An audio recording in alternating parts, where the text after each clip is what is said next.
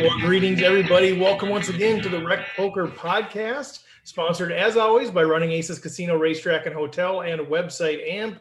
In this chats edition of the podcast, we're going to talk to the one and only Dara O'Kearney. You've heard him before.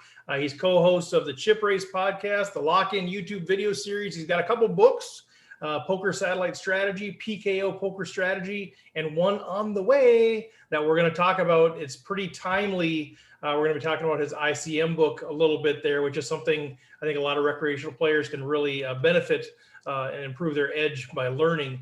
Let's first introduce the panel. I know we got a few guys that are running deep in tournaments, so maybe they'll pop in as they can. But my name is Steve Fredland. I go by Rec Poker Steve in the Poker Stars home game. I tell you, I'm a little bit emotional. I don't really have a quote other than I'm just humbled. I made a mistake of just listening to last week's Chats podcast right before this. And all these guys were talking about how we met and the relationships we built through Rec Poker. So I'm kind of an emotional disaster, so bear with me, but happy to be here. And I'm Jim Reed, Bluffsterini in the home game, and I'm always an emotional disaster. You can find out about me and the rest of the crew by going to rec.poker/crew. And I'm John Somsky, Poker Geek MN everywhere. And today I have a quote from Warren Karp. Forget about a chip in the chair. Give me a hand and I'll stand. Nice. Screw the chair. I like it. Very good. Well, as you guys know, kind of the format of this, we're going to talk to Dara a bit, and then we will transition to community happenings. We'll talk a bit more about what happened down in Iowa at the Run Good series. We had an absolute blast on the road trip, so we'll talk a bit about that. Home games, if you're looking for winners, that's all going to happen after our conversation with Dara, but let's bring him in right now. Mr. Dara O'Kearney, how the heck are you, young man? I'm very good, thank you. Delighted to be here again with you fine gentlemen. I've lost count of them many times. All right. So, I'm delighted to be here with you fine gentlemen. Is that like your standard, I'm here on the podcast, or come on, man, like it's us, all right? No, it's not. Honestly, it's not my standard. It's I should point out it's after midnight here, so you're not exactly getting me at my freshest. So we're just delighted that you're awake, basically. Yeah, you should really be. About half an hour ago, I wasn't. So. Well, let's talk. Hey, real quick. Let's talk. You mentioned off air. Right now, it's after midnight, but you're sweating some folks in the win tournament. So talk a little bit about that. So people are wondering, hey, he's looking at his clock. What's going on right now? What's happening? You got some students, or you got some people some friends, or what's going on in the bubble? Yeah, I've got 3 students who are still in on the bubble. Last I heard, they're 5 in the money, 150 paid, 155. One of them is very comfortable, so he should have no problem. But the other 2 are really short, so they're really, really sweating it. It's pretty much now I know how people who sweat me feel, because 6 big blinds, 5 in the bubble, that's fairly standard for me. But for some of these students, it's a very new experience, and they're like, I can't possibly cash from here, can I? And I'm like, you're actually better than 50-50 to cash from here. Yeah. There's just so many people. I think that's one of the things about bubbles. Everybody thinks that they're going to bubble because they're short, but actually that's not the case. I remember my friend Neil telling me that at a tournament in the UK once, he went around and he sold bubble insurance. So it was like 25% to guarantee the cash. And he sold, and it was on the exact bubble, and he sold it to 20 people. So it literally didn't matter to him who bubbled. I don't care. So he was 4 min cashes up. So what is the actual tournament that they're in? It's the WPT 5K that's going on. I think it's in the Venetian, actually. Yeah, like I'd normally be in Vegas at this time of the year at the WSOP, and obviously there's no WSOP at this stage, but it seems like the other series are still going on. So there's stuff in the Venetian, in the Wynn, and I'm hearing from all my friends who are over there. Yeah. So are these students? Are they? If you don't mind me asking, are like these folks that are fairly new to that level of staking? So this is a pretty big deal for them to cash this, or kind of walk us through a little bit of how they came to be your students, how you've worked with them, how you've got them prepared for a 5K, which for a lot of us recreational is like, ooh, baby, ooh, I don't know. So talk a little bit about the process, the journey to this point. Sure. Well, most of the people I coach come from the sort of online route. So they start out playing online and they're doing pretty well online. And then they get to the point where they want to play live. But they may have played online for years and years without actually having played much live. And a lot of them go literally straight into something like a 5K as their first buy-in, and they have really no live experience. So some of the preparation is just getting them ready for playing live. And there's technical aspects to that. Live poker plays differently. But there's also psychological aspects. It's very easy. One thing that comes up a lot is online players in particular have a lot is, if they're used to playing online 20 tables, they're never getting bored. But if you put them into a live setting where now they're playing 25 hands an hour, they can start getting bored. They can start losing focus, and they can actually start adjusting their strategy. They haven't played a hand in what seems like forever for them, and they look down at a hand which they would never dream of opening online, but because they're bored, and it's always the same excuse when they start the hand history. It's always, well, I hadn't played a hand in a while, so right. Exactly. Ace nine off under the gun suddenly looked pretty big, and so that's part of it as well. And then obviously there's a certain amount of let's say there's additional information live that you have to take into account. You can talk about different player profiles. You can also population tendencies are different. There are some areas where live players are very, very unbalanced, just as a whole. And then obviously, there's a whole area of physical tells as well, which I'm by no means an expert on, but I do sort of give a rough run through of what I see as the most important ones to my students, and also to make sure that they're not giving off tells themselves. Sometimes they're quite relaxed about, oh well, I'm an experienced player. Yeah, but it's your first live tournament, so you're used to fist bumping at home when you pick up aces. Maybe don't do that when you're playing live. So yeah, that's typically the kind of stuff. And also, I mean, even players who play online are human beings as well. They get more emotionally invested in a live tournament than they do in an online tournament. They're on the bubble there now. They've all played along day one. They've played half of a day two now. So it would be a terrible time to bubble. But at the same time, you can't really change your game just because you don't want to bubble. So there's that stuff as well. And then I guess what I'm mostly known for is my ICM knowledge. So most of these are very experienced players, but their experience is online. And some of them are cash players as well. So they would be completely unaware of ICM. So at this stage of the bubble, I would usually be just telling them how their ranges are changing, what kind of hands they can't open anymore, what kind of hands maybe that they can suddenly open, and if they're very short, what their shoving ranges should look like from different seats. And I'm always kind of curious about that. As a coach, are you engaged with them? Are you in conversation with them during the tournament, during breaks, like even kind of live back and forth? Are they asking you questions? How does that work? Yeah, very much so. I find that most people who play live, even experienced online players, they do find that if they have a hand which troubles them, they kind of want to process it immediately. So they'll send a hand history and they want instant feedback. And it's not so much that, that hand isn't going to come up again later that day, but they just want to be able to put it out of their mind and move on. So having a coach who can respond quickly in real time, the vast majority of the times they send me a hand, my answer is like, it literally doesn't matter what you did here. This is such a close spot. Yeah. That whatever you did is fine. But even hearing that I think is good for them. And yeah, I'm definitely engaged and particularly around bubbles, because I guess that's where my expertise comes into most bubbles and say second final table. So yeah, I do coach them in game in terms of like, just so that they won't do something stupid like, think that they're supposed to stick to their snap shove range under the gun, 2 from the bubble. That sort of stuff. I think that's one of the interesting things. I heard somebody else say that, I don't know, a year or two ago, and it should have been obvious, but it wasn't to me at the time when somebody said, well, it's a super close decision, so it doesn't matter. And I'm like, what do you mean it doesn't matter? I mean, my tournament's on the line. Do I call with this, 2-pair? Do I, whatever? Like, but the point being, to your point, if it's super close, it doesn't matter. Over the long run, it's going to even out. And that's a weird sort of concept, especially as you're talking about bubble play. So let's talk a little bit more about bubble play. Obviously, you're well known for your satellite strategy, which is obviously the ultimate bubble. It's cliff, right? It's nothing or it's all for everybody. But now you're bringing your expertise in ICM, which is obviously much more nuanced in terms of how do we approach, there's all kinds of ICM implications throughout a tournament, but specifically on the bubble, what is it that, why do we need a book on this? I'm not saying we don't, I'm saying, but what is it about recreational players' mindsets, our perspectives, our approach that requires us to learn more about ICM? First of all, I think ICM is very intuitive in a lot of spots. It's not really the kind of thing that where common sense stands you good stead. I think there's also a lot of tropes out there which are very wrong. You know, people say, "Oh, don't worry about the bubble, play for the win, etc., etc."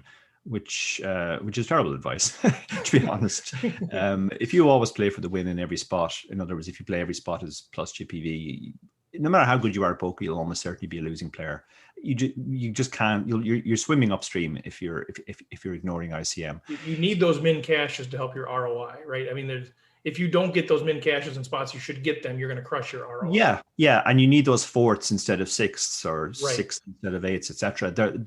They're all super important. Like there are some spots where, you know, the most you can realistically hope for is seventh, but it's still pretty bad to go out in ninth, just because you're gambling. I mean, I say it's counterintuitive as well. The history of ICM is quite interesting, at least to me. It's something I was very aware of early in my career, because I was playing single table tournaments where ICM is very important right from the start of the tournament. So I kind of got a good intuitive sense for it. I also did a bit of maths from fundamentals to work out basic strategy. But the way poker content has moved on, there's been a lot of leaps forward in other areas. Like, for example, people have worked out unexploitable shoving ranges, just as an example. We went from a spot where nobody really knew what you should be shoving to now there are all sorts of apps. Similarly, opening ranges in general from every seat have been kind of solved, but again, without ICM. But ICM has always kind of lagged behind, apart from the pre-flop solvers, which will tell you, like, if somebody shoves all in for 12 big blinds in the button, what should we call with? Post flop was kind of a mystery. I mean, we all knew that you had to make some adjustments to your play post flop, but it's only recently that the solvers like PO and Monker have become ICM aware, to the point that we can look at how the post flop strategy changes, and often how that actually changes the pre-flop range then, because there are certain types of hands which you can play early in a tournament when ICM isn't a factor, but when ICM is a factor, say on a bubble, they flop the wrong type of hands. They flop, say, top pair, weakish kicker, and they just can't stand any heat ever. So those hands just have to disappear from your defending range if you're the big blind. So there's all sorts of nuances like that.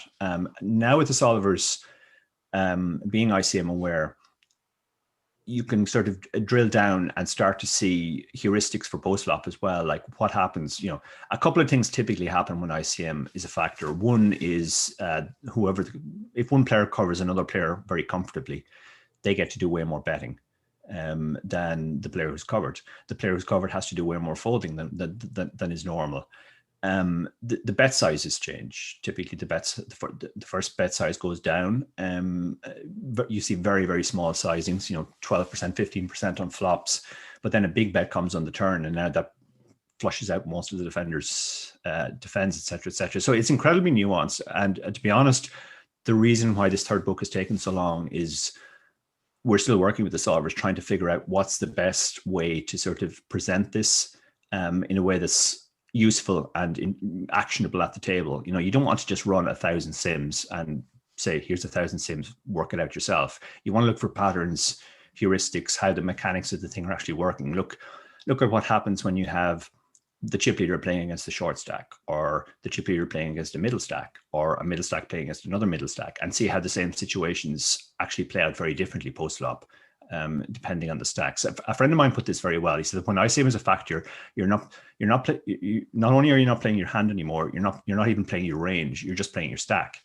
Because there's a lot of times where the chip leader is just betting because he has a stack. Yeah. And then the player who's defending has to overfold, but also has to continue with the right types of hands. There are spots where you have to bail on the flop with top pair because it won't be able to. It won't improve often enough that if he bets big on the turn and shoves the river, you can call.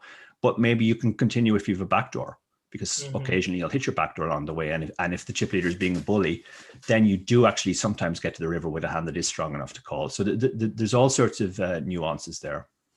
Yeah, I find it incredibly fascinating. Let me take a quick step back, and I should do this on the front end of it. We do get a fair number of beginning players that are listening to this too, playing in the bar leagues, playing in the home games, they understand the concept of, being on the money bubble. But how do you explain ICM to somebody who's maybe just being introduced to the concept?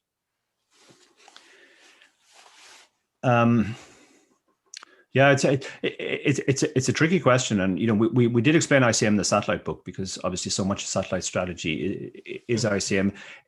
And the famous example, I guess, that I refer back to every time is from Colin Mashman's first seminal book on sit and go strategy, where he showed that if two players get it all in on the first hand of a 10-man sit and go where three people are paid, the winner's equity doesn't double. Right. It only increases by roughly 1.8, and the remaining equity is essentially distributed among the players who all folded the first hand. And that's always the situation in tournaments. Tournaments are the only spots where you actually make money folding. It's always plus EV to fold.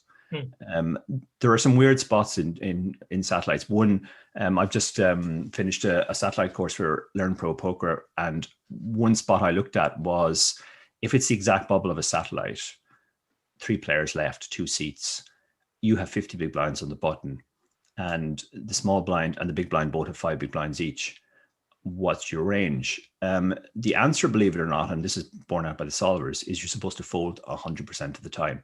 Even if you're dealt aces, you're supposed to fold. The reason is, obviously, if you shove aces, it's plus EV, but when you fold, the small blind now has to shove a really wide range, and the big blind has to call a really wide range, and most of the time, the satellite is then over, and you've actually won your seat. So there's all these really bizarre, weird spots with ICM. It's always about how much is my stack worth, what's the upside of doubling compared to the downside of busting. Yeah, and I would like to just for the record, John, I hope you're listening. Dara said that it is always plus EV to fold.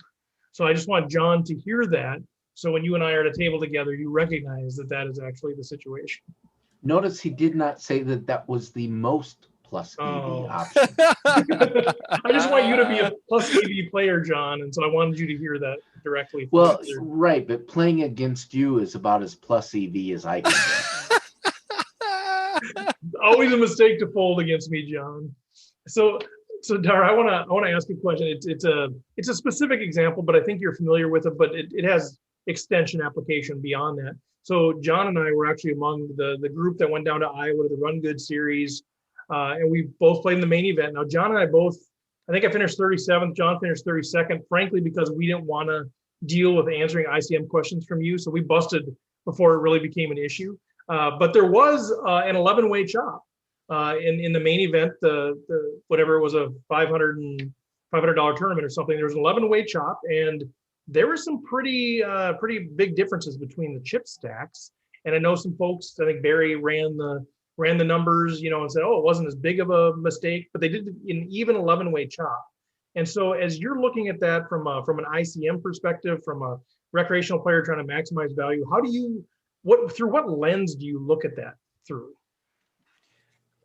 Yeah, I mean, first of all, I don't understand why the chop was 11-way. Sorry, that it was even 11-way. Right. It seems bizarre that the chip leader would agree to that. Because I think it was like they had like 60 or 70 bigs, and the small stack had like 6 or 8 bigs or something. It was a pretty big difference. I believe Barry Carter actually wrote a piece on this, my co-author, and I think he worked out that the chip leader gave up roughly 10K in equity for his 6K. So his stack was worth 36, and he settled for 26. That does seem very extreme. After that came out, actually, I was contacted on Twitter by the guy who came second, who also had given up a fair amount of money. And I mean, I said to him, look, I mean, at the end of the day, obviously people are, bitching about it, whatever, but it's your guys' decision. Your money. Yeah. You're at the table, you're the money. If you don't want to play it out and you're happy with an even way chop, then that's all that really matters. I mean, from a professional perspective, I couldn't ever imagine that happening. I mean, I did actually flash back to early in my career when I was playing in the local casino in Dublin, called the Fitzwilliam. Sadly, not there anymore. I've been there. Yeah, I have.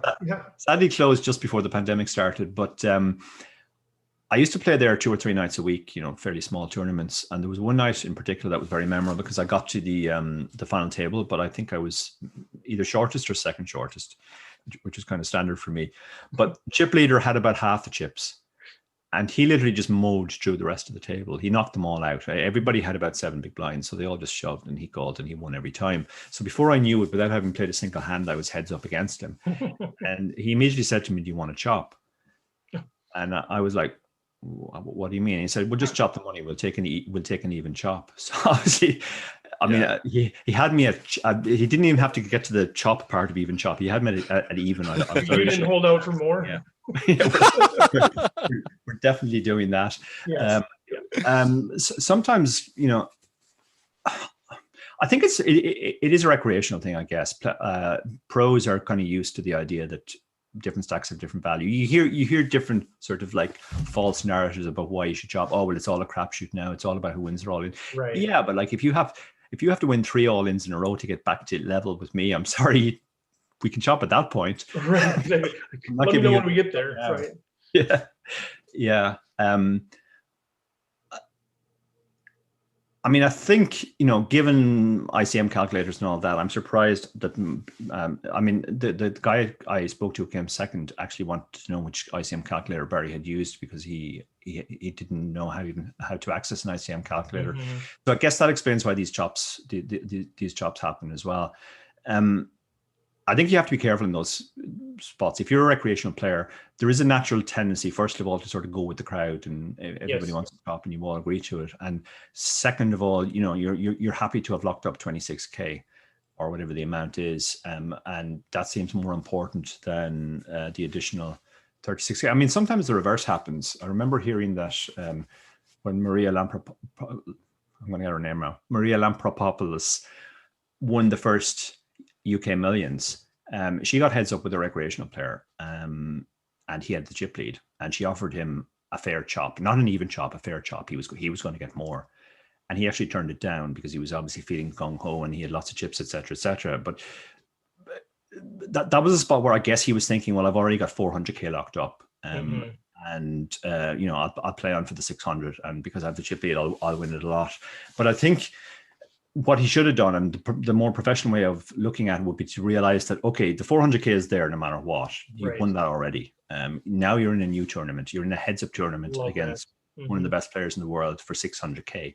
Yeah, you might have more chips than her, but if she's offering you to chop the 600K up now based on your chip stacks, you absolutely should snap her hand off. But again, I think that's a case where, because somebody has won so much money, they actually think, oh, well, the rest of it doesn't matter. I think they're both kind of the same. People are just not really thinking about the additional equity. They're just thinking about what they've won already. Yeah, no, I love all the points that you made. I think there's so many good points here. And I know, like, in small local casinos, there is a little bit of a pressure because there's so many people that want to chop all the time that you get 8-handed, and they're like, hey, let's chop. Hey, let's chop. We all chop. Let's just go home. We want to get out on the golf course. And, they put that pressure. The saver as well. The saver is a great one. Yeah. I mean, one thing I always tell my students as well is that if you are dealing with recreational players, like, there's a right way and a wrong way to turn down a deal as well. You don't want to appear arrogant, and, you definitely don't want to say, I think I'm better than you, therefore I deserve more money. Those are not good words. That's not a good way to, right.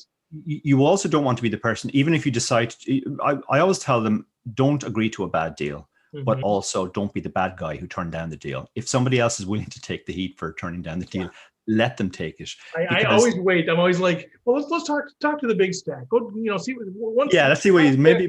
Yeah, and I'm like, all right, sweet. I don't need to be the bad guy. Oh shoot, that's too bad. Yeah, I definitely learned this the hard way. My second ever final table was at a tournament here in Ireland 13 years ago, and they wanted to do a chop 6-way.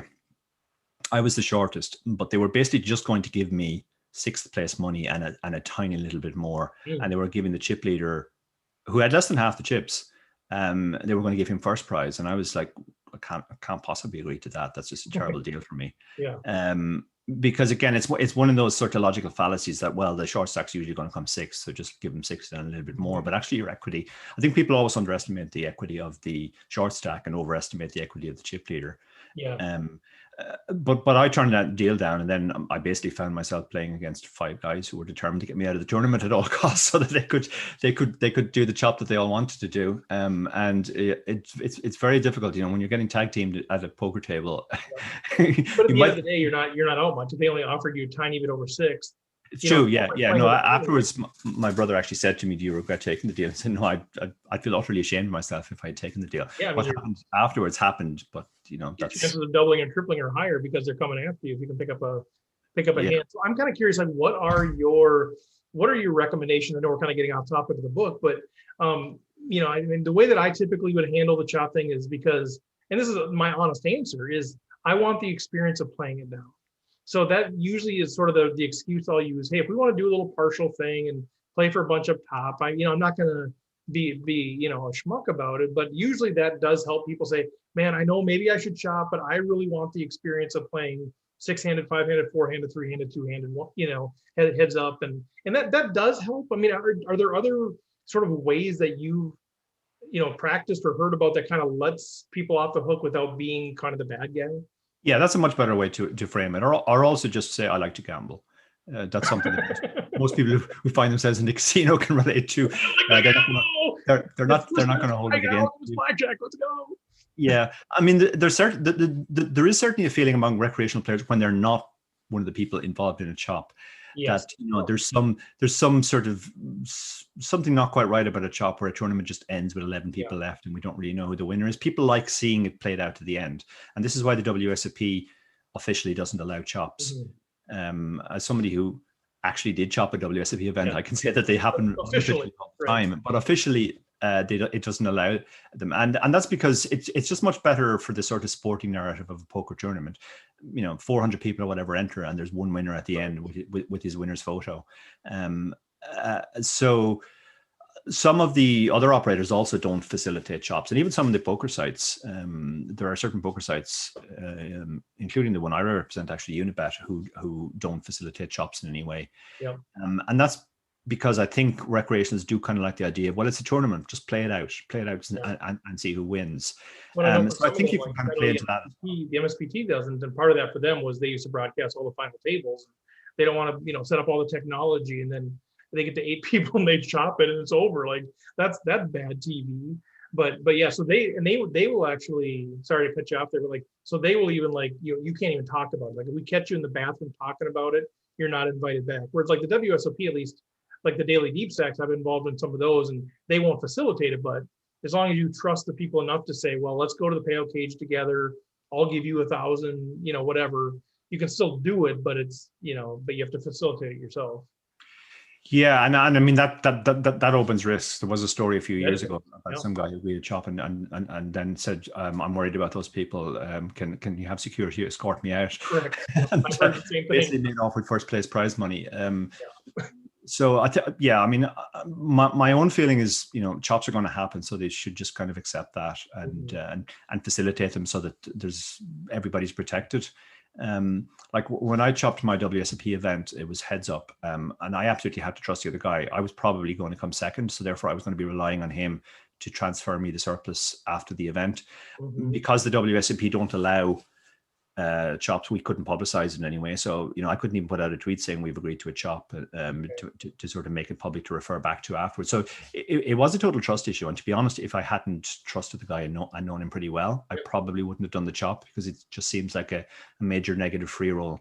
And I think that's something organizers should think about too, if they are taking a very hard line and, oh, no, we don't do chops. Well, then maybe some of your customers are going to get ripped off down the line.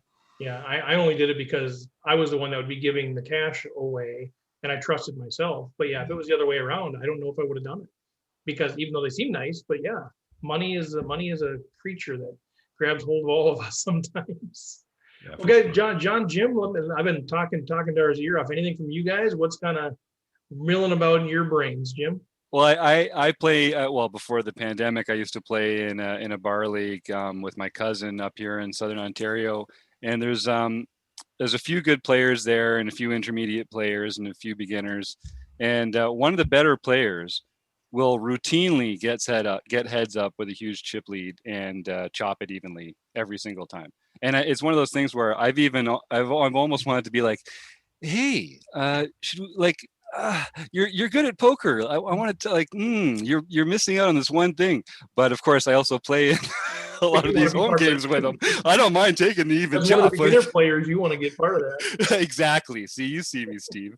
But Dara, I guess my question was for players like this that are in the bar leagues, in the home games, is there like one thing is there one way they could learn about ICM other than buying your book soon when it comes out? Is there one like way of thinking about it, or is there something they could use to study it or practice it, or something that would help them kind of grasp the concept even just a little better?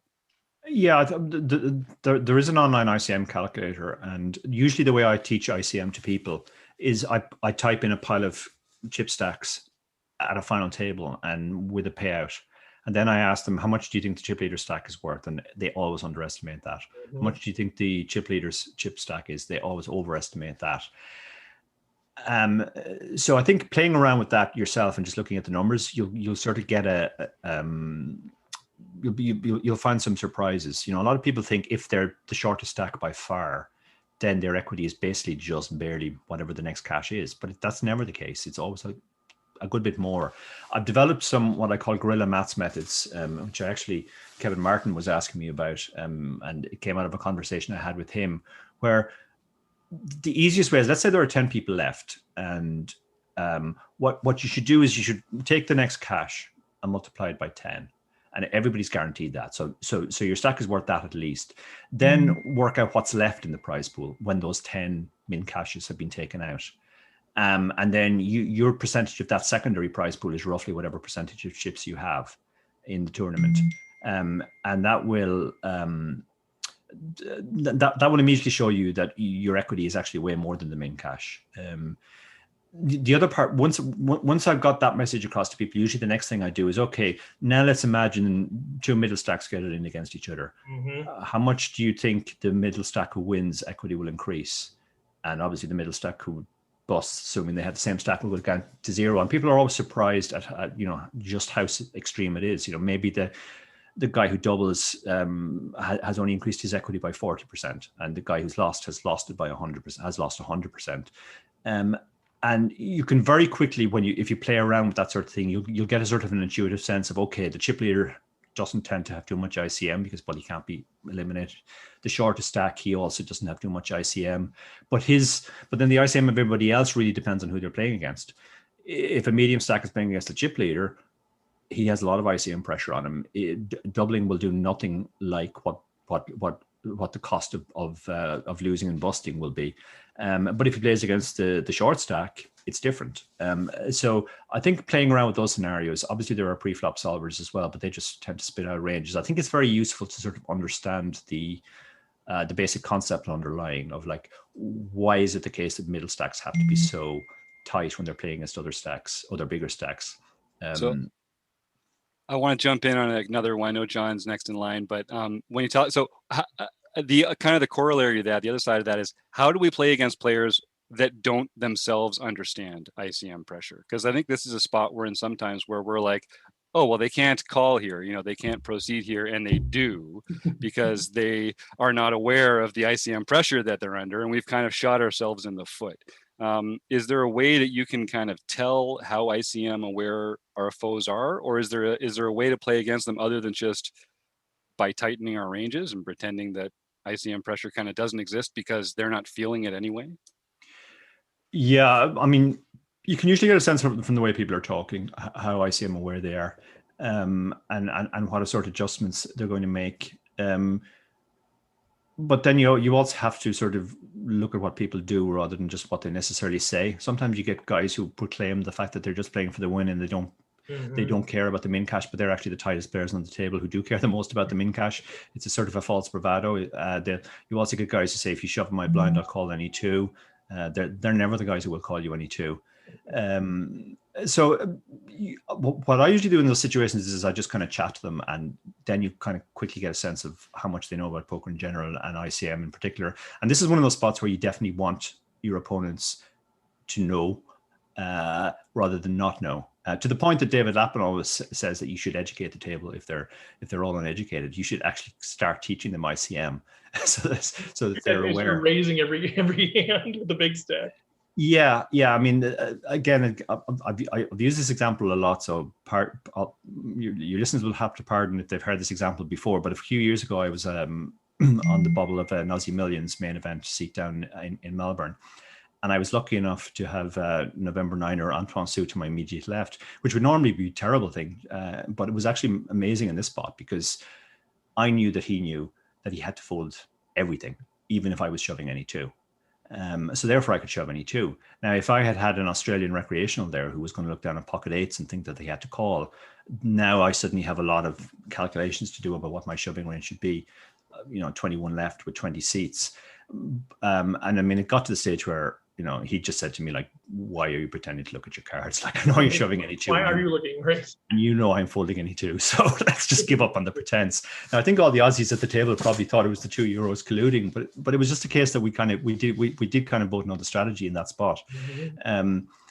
So yeah, it's extremely important. And I mean, we obviously cover this a lot in the satellite book. If the players behind you are going to call off too loose and make bad calls, it's bad for them, but it's terrible for you.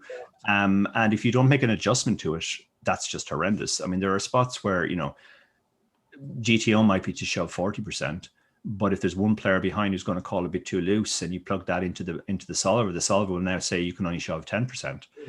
And then there are other spots where, if they're all a little bit too tight, instead of shoving 40%, you can shove 100%.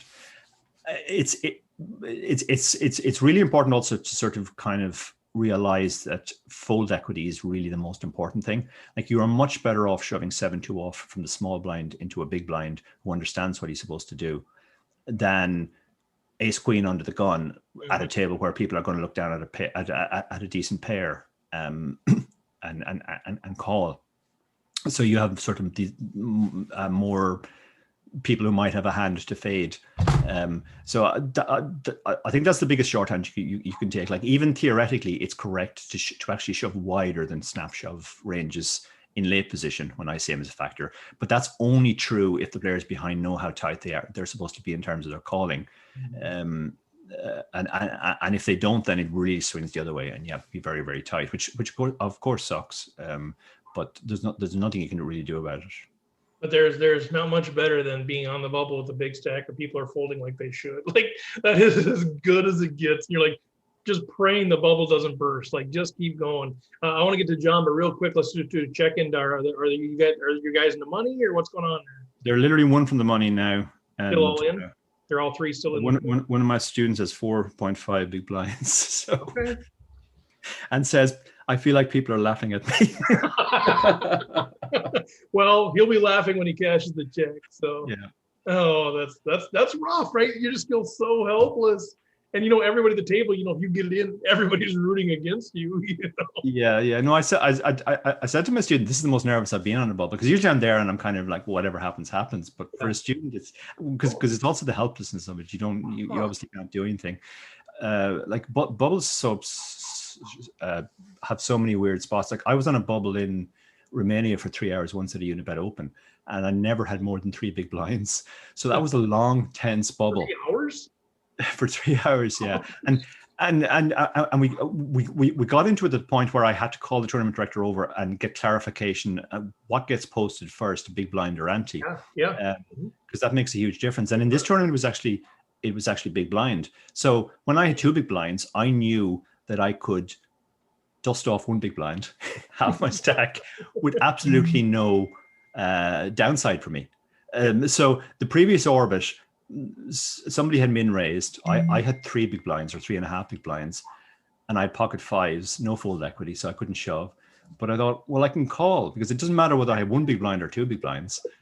The only difference is if I have 2 big blinds, I'm going to be able to play the big blind ante. Yeah. By 1 big blind, I'm still going to be able to play the big blind, and I still have an entire orbit. So I called and tried to hit a set, and people were looking at me going like, "What on earth is he doing? He just called half of his stack and then check folded a 10 high flop." But it was the right strategy. But yeah, it looks, those things are super weird. People are like, what has he got here? It's like, what is he doing? Like, I don't even know what he's doing. John, what do you got, young man? Well, So I was just going to look at it from a couple of points from a recreational point of view. First, I'm not playing in tournaments that are going to ever be life-changing money. Even when the first place prize could be like dramatic, that's still not quite life-changing. And I also play for the experience of playing. So my preference is to always play the tournaments out and not do chopping, partially because everyone remembers who won the tournament. They don't remember who came in fourth or third or any other position. And I also like to get along with all the other players. So when there's so much pressure to chop, I kind of feel like I'll go along with it if everyone else wants to. I haven't been in the situation often enough to make it a real big difference either way. But how would you suggest that a recreational player looks at the bubble and chopping? If they'd rather get experience so that when they are playing for bigger money, they have more tools in their arsenal to actually win those events versus chopping the smaller events. Yeah, I mean, that's true. It's like you always have to remember the reasons why you're playing poker. And as a professional, my reason is always to maximize my equity, win as much money as possible. But that's not the reason everybody plays poker. Some people like to win poker tournaments more than, and if they lose a little bit of equity or money, always playing for the win, that's made up for by how good they feel when they're getting the winner's photo taken. And that's perfectly fine. I certainly would scoff at anybody who takes that approach. It does depend on the stake levels as well. I had a student a few years ago who came from the world of esports, and he was playing the WSOP main event for the first time, and he had a really short stack. So my only advice to him was like, stall. You literally have to stall as much as they will let you get away with. And he ended up bobbing, and he came to me with a sort of sheepish, I wasn't able to do the stalling thing. They all didn't like it, and I didn't want to upset people, so I stopped doing it. And my response to him was like, okay, well, I mean, if the opinion of those 9 people that you will never see again really means more to you than 20 grand, then so be it. That's fine, but certainly wouldn't have been my response in the situation. But yeah, I mean, we play poker for fun, and that's kind of came down to when the guy who was second in that Iowa chop contacted me. I mean, if he'd been a professional, yes, of course I would have told him there's no way you should have agreed to that chop. But he's not a professional; he's a recreational player. He had a very positive experience in that tournament, and there's no reason why you should feel ashamed of that. Mm-hmm. He's playing poker for different reasons than I am. And that's fine. When I started playing in Ireland, there was an elderly lady who used to play in all the tournaments, and she used to bubble a lot to the point that her nickname was Bubble Girl. But I remember a professional said to me once, like, why doesn't she change her strategy? And I said, like, you have to realize the money means nothing to her. She's so rich. She's not playing for the money. She's playing for the experience of being in a tournament, the experience of being, and she wants to be in it as long as possible. So from that perspective, her strategy is absolutely optimal. She never busts tournaments early. She's always in or around the money at the money stages. So in terms of what she's trying to get out of poker, she's playing perfectly. I love it. Well, all I know is in Ireland, it seems like it's a little different poker. The times I was there, I played at the Fitzwilliam, and my head was spinning. I was pretty new to the game, but I was like, what is happening? These folks like to mix it up and get their chips in the middle. So it was a pretty interesting experience. So let's honor your time here. Well, first of all, are they in the money yet? Are they in the money? No, they're still they're hand for hand, and right. My shortest student is big blind next hand, so it's not looking very good. So we'll be down to 2.5 after this if nothing works out. All right, so dang it, I was hoping we could find the answer. But we want to respect your time. So what is your latest ETA on when the ICM book is coming out? Yeah, we keep saying we're hoping to get it out soon. We're going to have to stop saying that because you said you hope to get it out soon. That's an honest statement. Yeah, you hope to get it out soon, but you have any kind of ETA, or is it kind of up in the air still? Yeah, Barry has said maybe end of August. Okay. And that's certainly what we're working towards at the moment. We did get slightly sidetracked because we developed the satellite course with Learn Pro Poker, and that proved to be a little more time consuming than we expected, because we decided, like, rather than just do a course version of the book, we would literally put everything I knew about satellites into this course. Like literally everything. And it turned out literally everything is quite a lot. So it took a lot more to do. It was a lot easier for the book because we were like, well, we're not writing a 1,000-page book on satellites. Nobody's going to buy that. But, you know, people will buy a 15-hour video course or whatever it is, broken down into 6 to 10 minute chunks, which again, it's funny, like when I think back to the book, one of the things we were worried about was we knew from our own experience that most people don't get to the end of the poker books that they buy. I probably have 100 poker books behind me, and I reckon I got to the last page on about 4 of them. You do just bail on them at some point.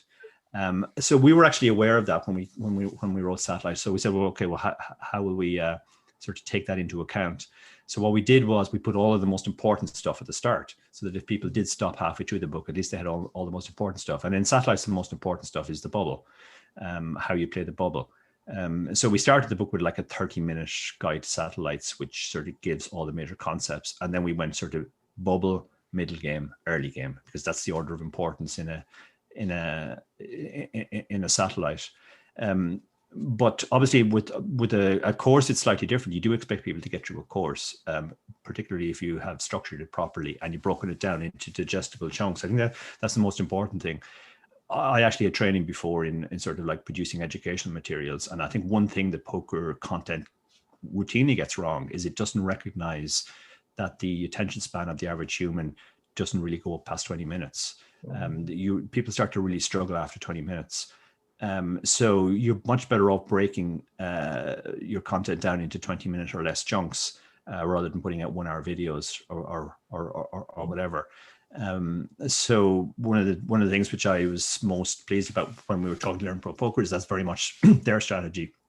They typically aim for 6-minute videos because they kind of have done work on this, and they find that most people do actually just they'll watch a 6-minute video. But if they see a video is going to be an hour, they'll be much more reticent to even start it.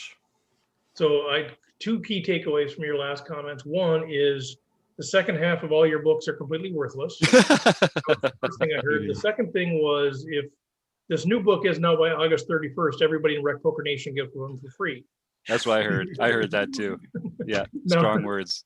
No, good insights, man. I think that's so intriguing about the nature of the business too. I mean, all this. Some people think, oh, you just write a book. Oh, you just create a video. Well, you guys are thinking through, personal behavioral dynamics, and all this kind of stuff too. So you try to bring the best product. So I think it's fantastic work. But I mean, you are obviously imprinted on the poker community as one of the great minds in poker satellite. And I love that you're because ICM is just sort of satellites are ICM on steroids in a sense of they're so related. So I love that you're extending it out for all of us to kind of grab hold of that, and especially like that. I love how you think about things in terms of, let's just give you some principles. We'll do all of the extensive research, and you can trust us and you can dig into it if you want, but here's what you need to know. And I think for recreational players especially, like that is gold for us. So I appreciate all the work that you're doing on that.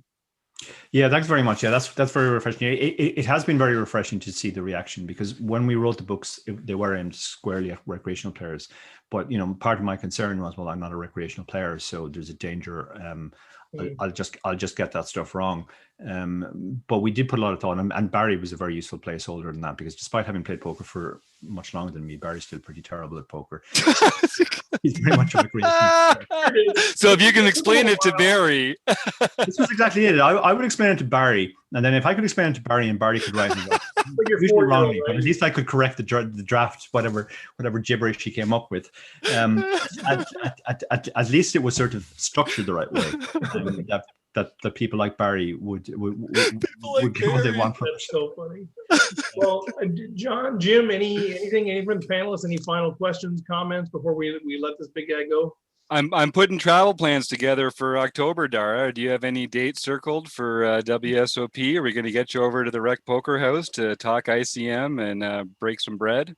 Yeah, I'm desperate to get to the WSOP this year. I will definitely be there if I can.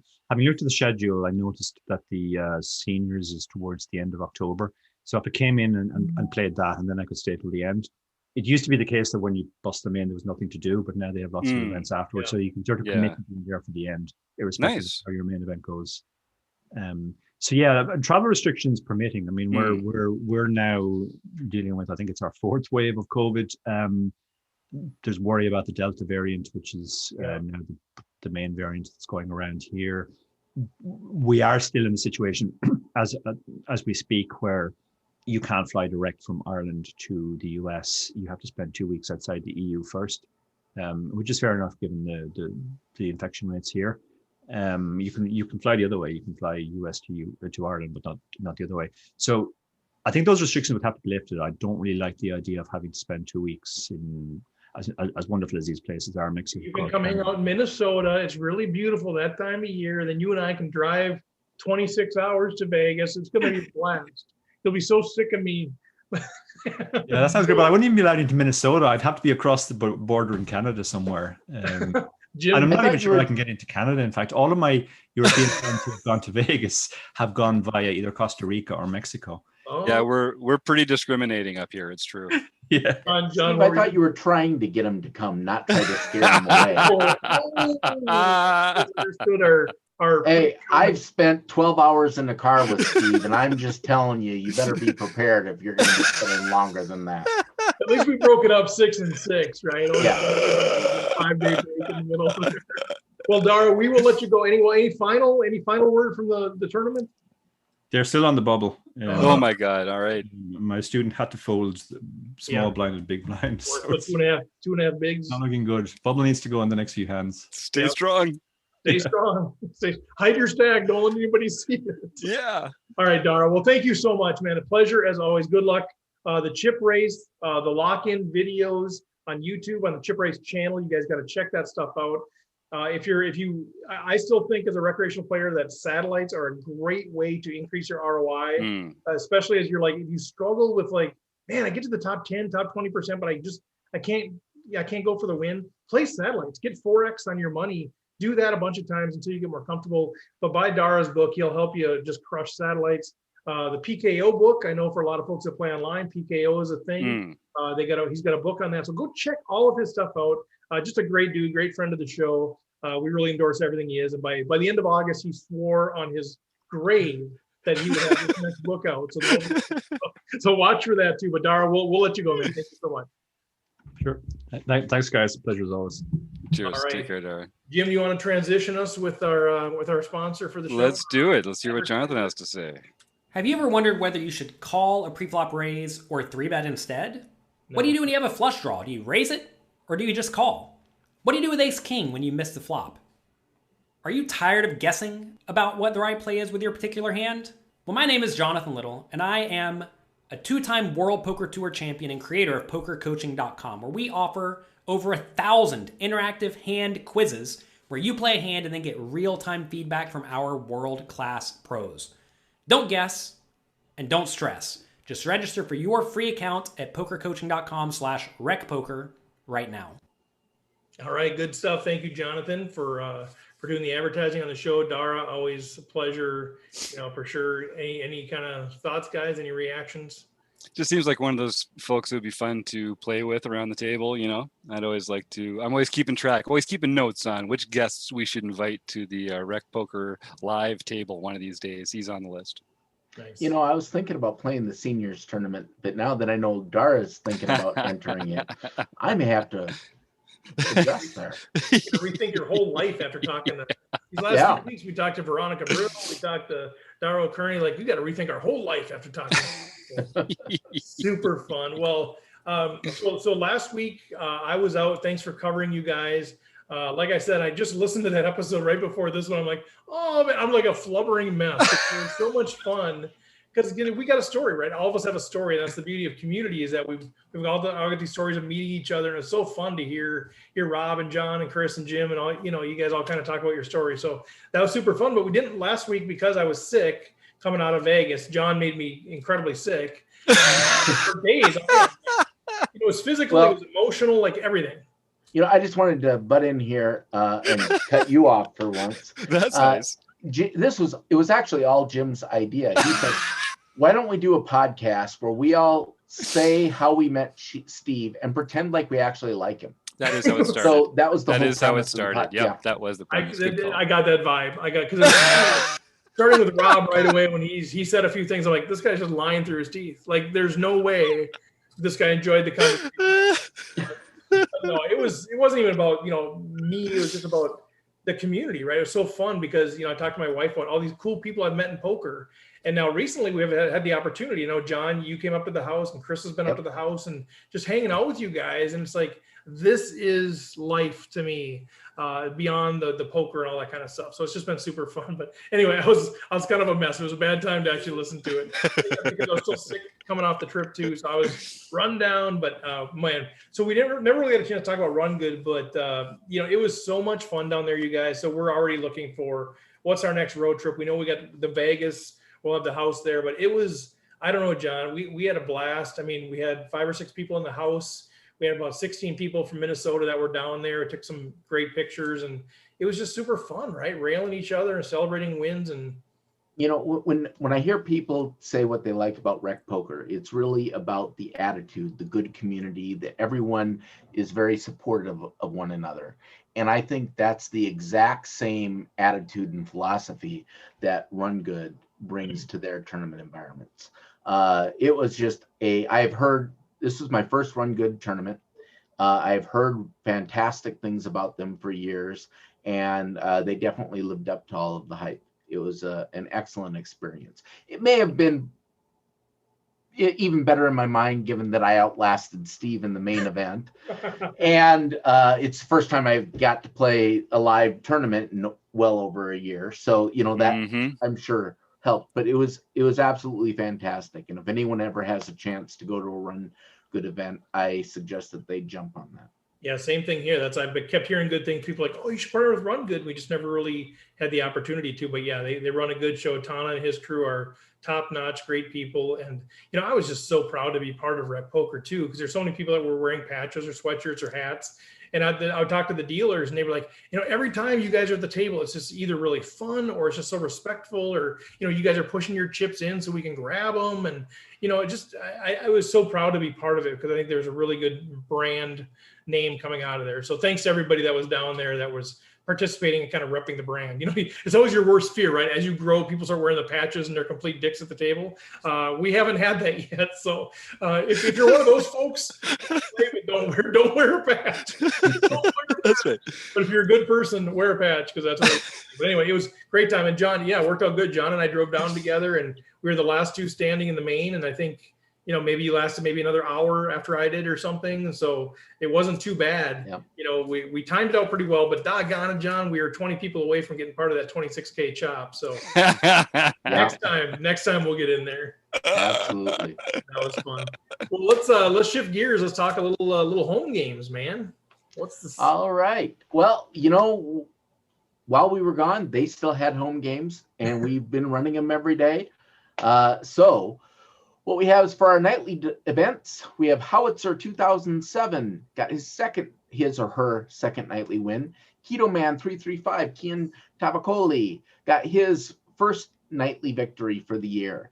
Dan 331480 got his or her, most likely his, first nightly victory for the year.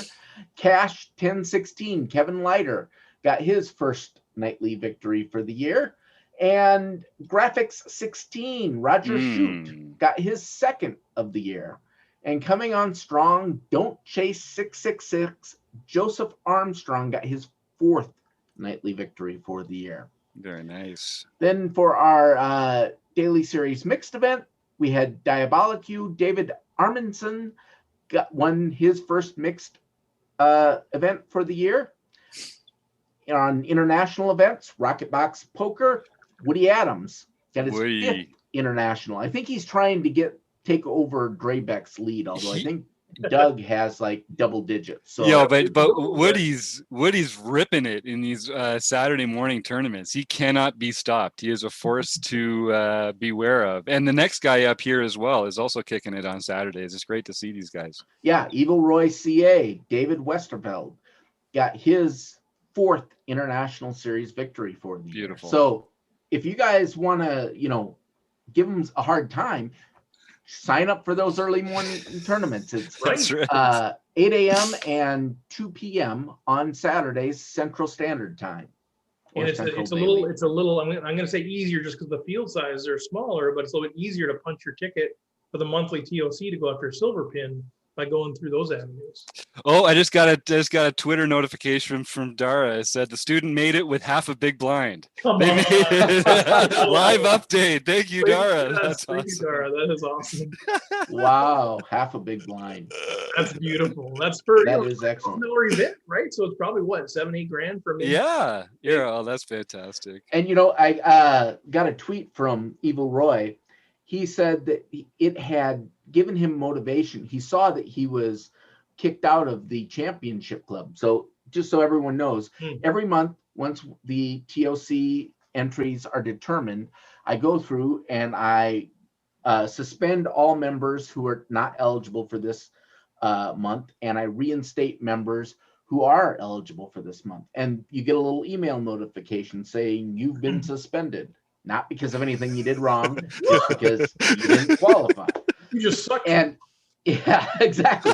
And Evil Roy said, that was my motivation. I did not want to receive another one of those letters. Amazing. So he punched his ticket this month. We have one more too. 4th of July, the Learn Pro Poker. Yep, 4th of July. Uncle Tom's Cabin, Jeff S. won his very first Learn Pro Poker event for the year. So he can contact Jim Reed and earn his free month at Learn Pro Poker. Yeah, that's right. Play with Jeff S. He came to our reunion tournaments too. So well, a number of these folks did too. But yeah, great dude.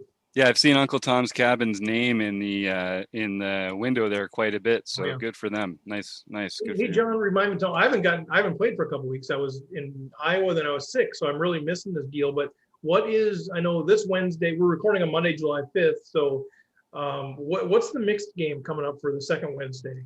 It's going to be Omaha High-Low limit. Okay. Omaha High-Low. Okay, nice. So that's the deal. Every Saturday, we added a mixed game practice. So if you're not familiar with the mixed game, you can practice every Saturday and then get ready for the big monthly series on the second Wednesday. So yeah, that'll give you either, depending upon the month, either 4 or 5 shots at practicing before you have to actually play the mixed game for the championship series. So you have no excuses not to play. I'm already calling top 3 in the monthly tournament on Monday, July 5th. Colin Anderson, not for myself. I'm assuming Anderson's top 3 this Wednesday. The guy is on a tear with our home games, ACR, the whole deal. So yeah, I have also a solid prediction. I have a prediction that I will not be in the top 3 or the top 20 or the top field. Yeah, I have a feeling my name is not going to show up anywhere on there. There will be no Poker Geek MN playing anywhere. I do see in our production notes here, I actually see a little small date print at the bottom of the page there. Is that something that's publicly available to mention at the bottom of the home games thing? Yeah, the September 18th. September 18th is going to be our next Heads Up event. So it is the 3rd Saturday of the month in June, September, December. June, September, and December. So September 18th is going to be our next Heads Up event. So be prepared for that. It'll be at 1 p.m. Central Time. And what did we have last time? How many folks played that one or registered? I think it was about 26. Yep. That sounds about right. And Kelly ended up winning that thing, right? Kelly Stork? Yes, she did. Right. And yours truly came in second place. Yeah, that's right. Yeah, nice run, John. Nice run. Yeah, Kelly beat both of us to get to the crown there. Maybe you guys should have checked. Well, I guess, we could have at least waited till the final 11 of us could have shot. 11-way chop in the Heads Up bracket. Well, actually, if you really want to reduce your variance, if it's a 26-person tournament, I always advocate just splitting up the prize pool 26 ways and really flattening that payout curve. Well, actually, what you can do then is just don't even play the tournament. Take the rake money out of your pocket, pay that to the casino, and then just walk home and say, "Hey, I cashed." And everyone can make the buy-in their own amount too. I mean, you could say I cashed $10, or you could say I cashed $5,000. $1 million buy. Yeah, exactly. Amazing. I think we ought to market the that. next level thinking that we need, John. This is the kind of This is the kind of approach we need at Rec Poker. So September 18th, that's going to be good timing. That's going to be good heads up practice for when we're all playing for a bracelet. Yes. Yes. Reminder on that deal, Rec Poker House, we do have openings. So just reach out to me, Steve at rec.poker. We got a beautiful house. It's a little bit off the strip intentionally. We'll have a car, we'll have Ubers, all that kind of stuff, but it's got a pool table, it's got a pool, it's got a poker table, it's got a bunch of bedrooms, it's got a bunch of big open space, designed to be a kind of a respite from playing when you're not at the table. So if that's of interest, reach out. I can give you all the details, or just go to rec.poker/road trips. And remember, I've already given Steve the dates that I will be there. So if you want to find out when you should go to avoid me, yes, you'll have all of that information. That's public information. I'll tell you who's there and who you don't want to be around. Yeah, Jim Reed's going to be out there, so you clearly don't want to be there. Yep, avoid. Good stuff. Well, thanks, John, for all the home game stuff. What else we got, gentlemen? Well, I should say Dara's student has quadrupled up to 2 big blinds. So that's very exciting. I don't know how that affects their equity. We should get someone on the show who can talk about that. I should say that there's still room to sign up for the July seminar that Chris Jones is doing. It's going to be on the 4th Monday. All premium members and Rec and Crew members are welcome. It is so much fun. We're just releasing the video. Actually, it'll be out by the time you come out. By the time this podcast comes out, you can go to rec.poker/content and see all sorts of great stuff there. But yeah. If you're a member, sign up for the seminar and join Chris Jones in the panel as we do our interactive learning thing with Poker Now. It is a blast. Yep. And just all kinds of great stuff. I mean, we can go on and on. Sometimes we do. Go to rec.poker. Like Jim and Mark have been working feverishly on the site. It looks so good. It's so much cleaner, so much crisper. We're still going to clean it up even more, but it should be obvious. Get there. Check everything out. If you're a community member, which means you're just a free member, you have access to a ton of stuff. And then if you want to become a premium member, pay $5 for the first month, use the code RECPOKER, get $10 off that first one, check it out. But we really, Jim and I have been talking about this too. It's really like, that's the community center. The website is really our community center. We're getting bigger. We can't all do all the one-on-one stuff as much as we still try. But go to rec.poker. That's the community center. And from there, make the connections with the people that you want to make connections with, find the topics that you're interested in, find the road trips. That is where to start. So just, drive down to the community center, open the door. You should be obvious where to go if you want to play horseshoes or if you want to go eat at the buffet or go to hang on the corner with us. Just go check it out. That's kind of our central location. So we'd love to meet you there and just start these great relationships with all you guys. So we love it. Anything else for the good of the order, guys, that we need to chat about? I don't think so. Looking forward to seeing you at Rec Poker. All right, so Rec.Poker, we do have a newsletter, the twerp, this week at Rec Poker, in Rec Poker, so you can sign up for that, kind of keep informed, all that stuff. But thank you, Dara O'Kearney, Jim, John, fantastic stuff. It was great to have Paul and Eric and Martha in the chat as well. Let's thank Running Aces Casino, Racetrack, and Hotel. You guys are awesome. Website Mark, fantastic stuff on Website Amp. Great stuff. We'll catch y'all next week.